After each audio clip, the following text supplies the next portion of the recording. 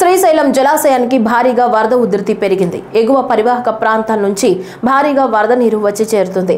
డ్యాంలోని వరద నీటిని అదుపు చేసేందుకు డ్యాం అధికారులు 10 గేట్లు 12 అడుగుల మేర ఎత్తివేశారు.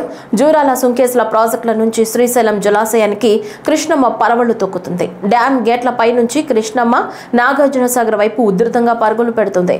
డ్యాం 10 రేడియల్ క్రస్ట్ గేట్ల ద్వారా 2,38,237 క్యూసెక్ల వరద నీరు దిగువ నాగార్జునసాగర్ కు డ్యాం అధికారులు విడుదల చేస్తున్నారు. అయితే ఎగువ పరివాహక ప్రాంతాలైన జూరాల సుంకేసుల నుంచి శ్రీశైలం జలాశయానికి ఇన్ఫ్లోగా 3,29,145 క్యూసెక్ల వరద నీరు వచ్చి చేరుతుండగా అవుట్ఫ్లో 3,70,789 క్యూసెక్కులుగా ఉంది. శ్రీశైలం జలాశయం పూర్తిస్థాయి నీటి మట్టం 885 అడుగులు కాగా ప్రస్తుతం 881.60 అడుగులుగా ఉంది. పూర్తిస్థాయి నీటి నిల్వ సామర్థ్యం 215 టీఎంసీలు కాగా ప్రస్తుతం 197.114 టీఎంసీలుగా నమోదైంది.